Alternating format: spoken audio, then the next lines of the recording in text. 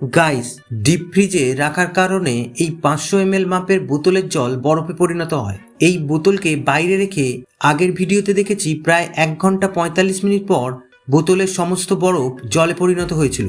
চলো আজকে উল্টো কাজ করে দেখি। খালি বোতল জলে ভর্তি করলাম। এই যে দেখো, ঘড়িতে দুপুর 12টা বাজে।